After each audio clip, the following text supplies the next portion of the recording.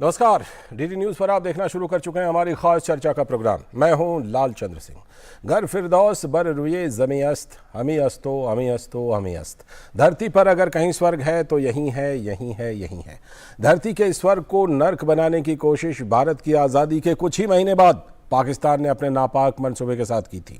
और इसी के बाद 26 अक्टूबर 1947 के दिन तत्कालीन कश्मीर रियासत के महाराजा हरि सिंह ने कश्मीर रियासत के भारत में विलय के संधि पत्र पर हस्ताक्षर कर दिए थे और जम्मू कश्मीर भारत का अभिन्न अंग बन गया था। लेकिन फिर भी अनुच्छेद 370 ने एक दुराव पैदा किया हुआ था, जिसको 72 साल बाद, यानी कि आज से करीब 3 साल पहले आखिरकार केंद्र की नरेंद्र मोदी सरकार ने हटा दिया। तो कैसा रहा है जम्मू कश्मीर का 75 सालों का सफर? आज की चर्चा हम इसी पर करेंगे। साथ में रहेंगे दो बेहद खास मेहमान। लेकिन पहले देख लेते हैं ये विशेष रिपोर्ट।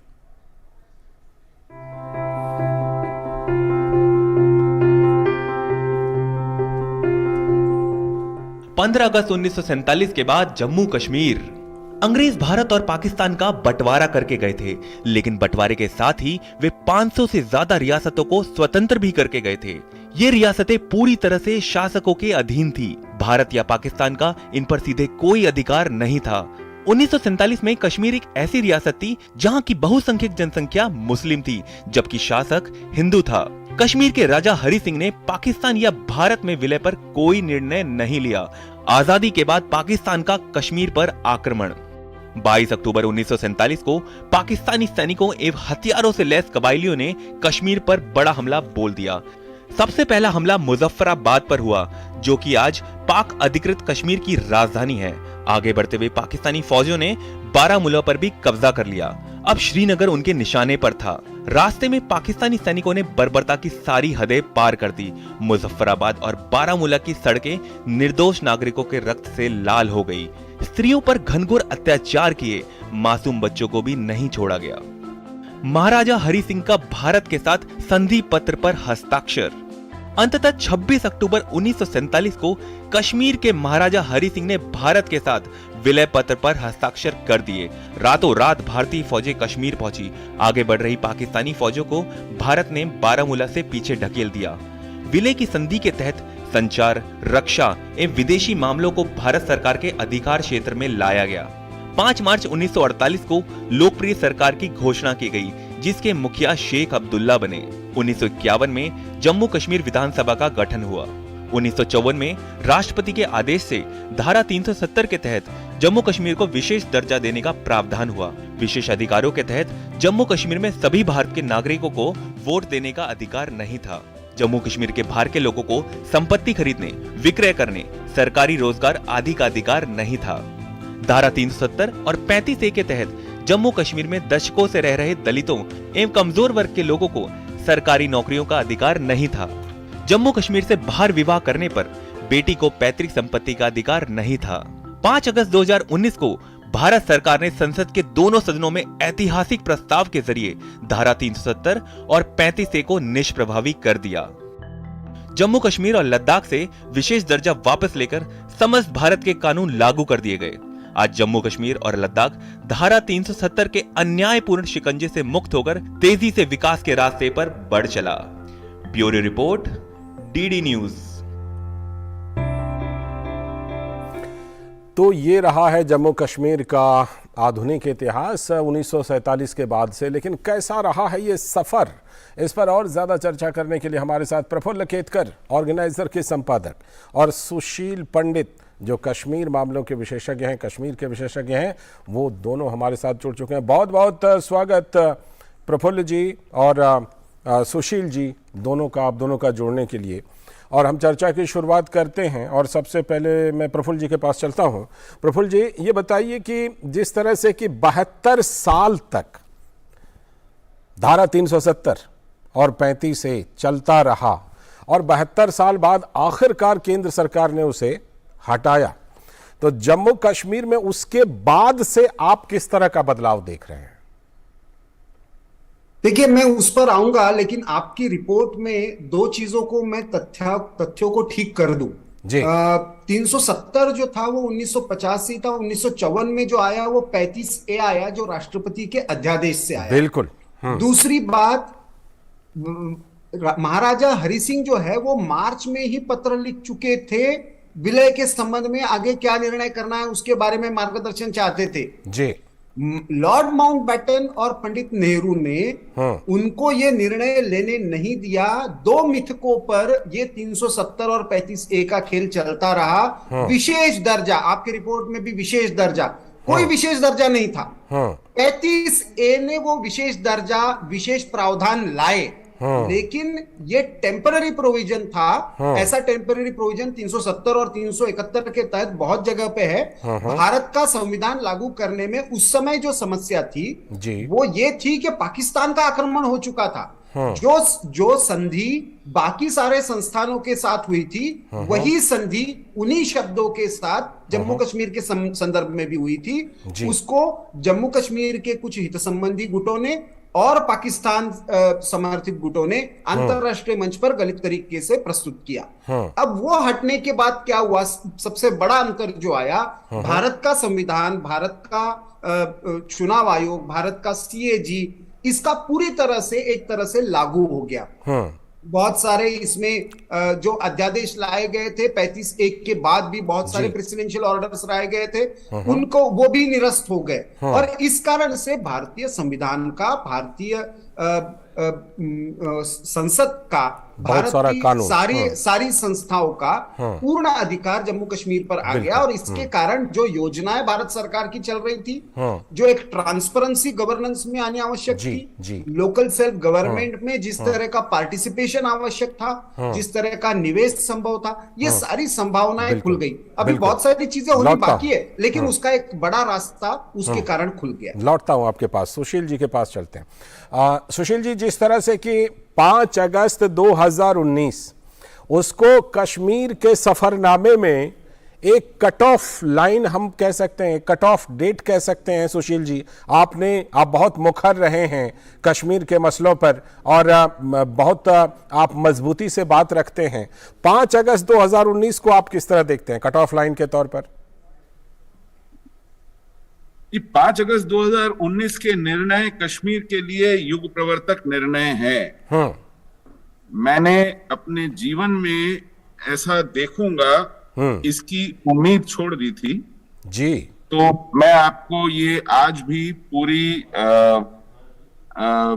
आग्रह के साथ कहूंगा कि ये अपने आप में अप्रत्याशित ऐतिहासिक निर्णय था। राजनीतिक इच्छा शक्ति का एक अभूतपूर्व प्रदर्शन था जिसके कारण ये निर्णय हुए। लेकिन ये निर्णय साधन थे, ये साध्य नहीं थे। 370 हटाना मात्र, ये जैसा कि अभी केतकर जी ने भी कहा, इसने मार्ग प्रशस्त किया है अन्य निर्णयों के लिए जी। इसने मार्ग प्रशस्त किया है जिहाद का शिकंजा कश्मीर से उखाड़ने के लिए। इसने मार्ग प्रशस्त किया है कश्मीर की व्यवस्था में जो जिहादी तत्व घुस बैठे हैं, वहां बिठाए गए हैं, वहां टिकाए गए हैं पिछले 70 सालों में, उनको चुन चुनकर उखाड़ फेंकने के लिए। बिल्कुल, यह मार्ग प्रशस्त करता है, केंद्र को अधिकार देता है वहां भूमि का अधिग्रहण करने के लिए। वहां पर से बेदखल किए गए, निष्कासित किए गए भारतीय नागरिकों को पुनः बसाने के लिए। वहां पर सही लोकतांत्रिक व्यवस्था न केवल लागू करना बल्कि उसको भूमि से उसको जमाना, उसको वहां टिकाना, उसे मजबूत करना, इस सब का साधन है 370 का निरस्त होना। 370 का निरस्त होना अपने आप में कोई साध्य नहीं है। बिल्कुल बिल्कुल, बहुत बड़ा निर्णय है, लेकिन केवल साधन मात्र है। और यदि ये साध्य ही होकर रह गया कि 370 हट गया तो काम हो गया, तो ये बहुत बड़ी भूल होगी। बिल्कुल बिल्कुल, उसके आगे बहुत कुछ होना है, ये बात बिल्कुल आप सही कह रहे हैं। प्रफुल्ल जी, जैसा सुशील जी कह रहे हैं कि उन्होंने तो सोचा नहीं था कि ऐसा होगा, और ये बात सच है कि ये हम सभी को ये स्वीकारना चाहिए कि हम सभी ने ये उम्मीद छोड़ दी थी, लेकिन 5 अगस्त 2019 को ऐसा हुआ। लेकिन बात यह भी है कि बात सिर्फ 370 की नहीं थी। जिस तरह वहां की कुछ पार्टियों ने, कुछ नेताओं ने पूरे मामले को जिस तरह से जटिल बना दिया था, और शायद सुशील जी जो कह रहे हैं कि वो साधन है, साध्य नहीं, तो अंतिम साध्य को हासिल करने में अभी भी उस तरह की कुछ बाधा है वहां पर। प्रफुल्ल जी, मैंने कहा ना कि 2 मिथकों पर यह सारा टिका रहा। एक मिथक था जो चाहे जिहाद हो, चाहे वो एक, आप भी अभी बात करते हुए कश्मीर की बात कर रहे हैं, जम्मू कश्मीर और लद्दाख तीन प्रांतों की बात थी, तीन अलग अलग हिस्सों में एक तरह से हम देख सकते हैं, लेकिन बात हमेशा कश्मीर केंद्रित रही। और उसका लॉजिक ये दिया गया सेक्युलरिज्म के नाम पर कि हमें ये बताया गया कि भाई मुस्लिम बहुसंख्यक राज्य है, हिंदू राजा है, और इस कारण से, लेकिन ऐसी स्थिति तो भारत में बहुत सारे स्थानों पर थी। जब एक मापदंड तय हुआ है तो उसका एक मिथक यह गढ़ा गया कि 370 का स्पेशल स्टेटस था। दूसरा यह था कि ये जो विलय हुआ था ये पूरा नहीं हुआ था, इसमें कुछ अधूरापन था। फिर 1953 का एक रिस्टोरेशन की बात हमेशा चलती है, वो तो सबसे बड़ा फ्रॉड था, क्योंकि जिस चुनाव की आप बात करते हो और आपकी रिपोर्ट जिसको लोकतांत्रिक व्यवस्था, चुनी हुई सरकार, इसमें तो विरोधी दलों के सारे जो नामांकन पत्र थे उनको खारिज करके नेशनल कॉन्फ्रेंस ने सत्ता जमाई थी। और राजा को जम्मू कश्मीर से वहां से निष्कासित होकर मुंबई जाना पड़ा था। तो ये एक बहुत बड़ा राजनीतिक षड्यंत्र हुआ था। अब क्या हुआ है, बहुत सारे बदलाव तो हुए हैं, कानूनी बदलाव हुए हैं, अब बहुत सारे वोटर्स का रजिस्ट्रेशन हुआ है जो 1947 के बाद जम्मू कश्मीर में आए थे, निर्वासित होकर आए थे, भारत के अन्य राज्यों से गए हैं, लेकिन लोकसभा में वोटिंग करते थे, लेकिन वहां के स्थानिक चुनाव में उनको वोटिंग करने का अधिकार नहीं था। आज वो मिल गया है। जम्मू कश्मीर में इन्वेस्टमेंट समिट होने की संभावना, पहली बार थिएटर्स खुले हैं, ये अपने आप में सांकेतिक दृष्टि से महत्वपूर्ण है। लेकिन वहां पे जो सोशल इकोनॉमिक इंफ्रास्ट्रक्चर खड़ा हुआ है, टेररिज्म की एक इकोनॉमी डेवलप हुई है, उसको खत्म करने के लिए एक बहुत बड़े तंत्र को वहां के गवर्नमेंट सिस्टम में जो बसा हुआ है उसको भी करने की जरूरत है, डिस्क्रेडिट करने की, खत्म करने की जरूरत है। सुशील जी, आपने कहा कि साधन है, साध्य नहीं, बिल्कुल सच बात है। और 3 साल में हमने देखा, अब जो 370 और 35 को हटाए हुए 3 साल हो गए हैं, तो हमने देखा कि वहां परिसीमन भी हुआ, परिसीमन होकर के अब चुनाव की बातें हो रही हैं। बहुत सारे लोगों को जो वोट के अधिकार नहीं थे तो वोट के अधिकार दिए जा रहे हैं, कई तरह के अधिकार दिए जा रहे हैं। कम से कम संतोषजनक प्रगति कह सकते हैं 75 साल के सफरनामे को, थोड़ा पीछे के भी सफर को देखते हुए सुशील जी? आप भले कह लें, मुझे संतोष नहीं है, मैं साफ साफ कहूंगा आपको। और उसका कारण है कि ठीक है, लोग वोट डालें, पहले जो लोग वोट नहीं डाल पाते थे वो वोट डालें।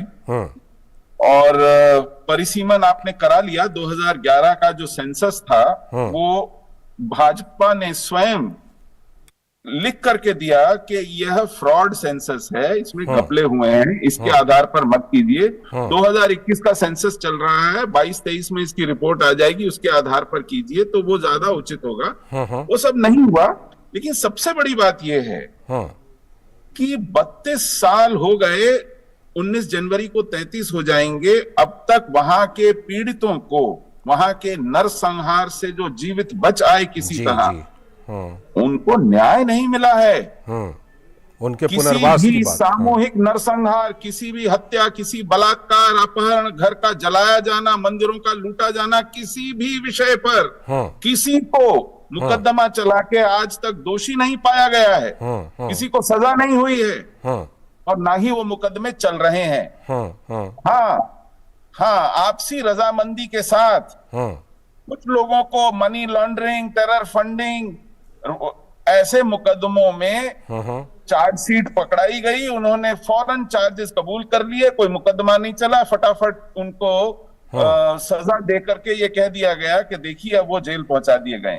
जैसे यासीन मलिक जैसे नेता हैं जेल में। हाँ जी, उन पर मुकदमा चला 2016 या 17 के अपराध का, जिसमें कोई हत्या नहीं, कोई नरसंहार नहीं, कोई बलात्कार नहीं, जबकि वो खून से रंगे हैं ऊपर से नीचे तक। वो मुकदमे नहीं चल रहे हैं। स्क्वाड्रन लीडर को मारा है, 4 एयरफोर्स के ऑफिसर्स को मारा है, मुकदमे नहीं चल रहे हैं। बिट्टा कराटे पर वो मुकदमे नहीं सरकार नहीं चला रही है। अब तो जो पीड़ित के परिवार हैं उन्होंने मुकदमा किया है बिट्टा कराटे पर, सतीश टिको के परिवार। तो न्याय की प्रक्रिया, और सबसे पहली बात वहां पर जो हुआ वह एक हिंदू विध्वंस था, वो एक जेनोसाइड था। जी, जी, इसकी एक्नॉलेजमेंट, इसकी बिल्कुल। पुष्टि नहीं हो रही है। हम तो आज भी प्रवासी कहा जाता है। आपका जो असंतोष है, आपका जो असंतोष है वो कई मायनों में जायज़ दिखता है, बिल्कुल। और इसकी वजह से बात यह भी है कि क्योंकि वहाँ का मामला शायद इतना जटिल रहा है, 3 साल की अवधि बीती है, और आपकी जो उम्मीदें हैं, आपका जो असंतोष है, निश्चित रूप से उस दिशा में काम हो रहा है। प्रफुल्ल जी, जिस तरह सुशील जी का असंतोष है, तो क्या जो कश्मीर की जटिलता रही है, जम्मू कश्मीर की, वो इसके पीछे जिम्मेदार रहा कि इस तरह का असंतोष अभी भी व्याप्त है और बहुत कुछ होना अभी बाकी है कश्मीर के, जम्मू कश्मीर के सफरनामे में?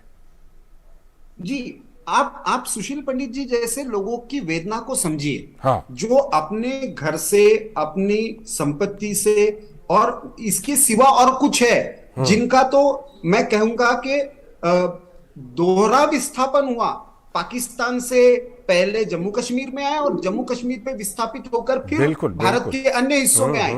तो ऐसे भी लोग हैं, तो उनकी वेदनाएं बहुत गहरी है, वो है। इतने आसानी से भरी नहीं जाएगी। जी। लेकिन जहां तक गवर्नेंस की प्रोसेस है, हाँ। एक हिस्सा जो सुशील पंडित जी कह रहे थे, उसमें एक कानूनी हिस्सा है। इसमें न्यायपालिका की भूमिका महत्वपूर्ण है। दुर्भाग्य से जितना इसमें प्रोएक्टिवली न्यायपालिका हो सकती थी, उतना भूमिका उसने नहीं ली है। लेकिन गवर्नेंस के मामले में मैं मानता हूं कि एक प्रक्रिया निश्चित शुरू हुई है। एक विकास कार्यों को अनइवन डेवलपमेंट का इश्यू था जम्मू और कश्मीर, और दूसरी तरफ लद्दाख अब यूनियन टेरिटरी अलग हो गई है, उसके कारण एक माहौल बदला है। दूसरा, लोकल सेल्फ गवर्नमेंट मजबूत होने के कारण, बीडीसीज के चुनाव होने के कारण थोड़ा सा डायरेक्ट फंडिंग और एक नई तरह की लीडरशिप वहां से उभरने की गुंजाइश बनी है। महिलाओं का प्रतिनिधित्व तुलनात्मक दृष्टि से बड़ा है। तो एक कई तरह के कपाल खड़ा हुआ कार्य हो रहे हैं। हाँ। कुछ परिवारों का समय की कमी है, टूटने की प्रक्रिया शुरू हो गई। चलिए, प्रक्रिया शुरू हो गई है और हम उम्मीद करते हैं कि सुशील पंडित जी जैसे लोग, जितने लोग भी हैं, उनकी जो उम्मीदें हैं वो पूरी होंगी। उन्होंने खुद कहा था कि उन्होंने सोचा नहीं था कि 370 और 35 से हटेंगे, लेकिन हटे। उसी तरह से उनकी उम्मीदें पूरी होंगी। इसी उम्मीद के साथ इस चर्चा को यहाँ विराम देते हैं। बहुत बहुत धन्यवाद प्रफुल्ल जी जुड़ने के लिए, और सुशील जी आपका भी जुड़ने के लिए बहुत बहुत धन्यवाद। तो इस खास चर्चा में आज के लिए इतना ही, लेकिन डीडी न्यूज़ पर खबरों और कार्यक्रमों का सिलसिला लगातार जारी है। नमस्कार।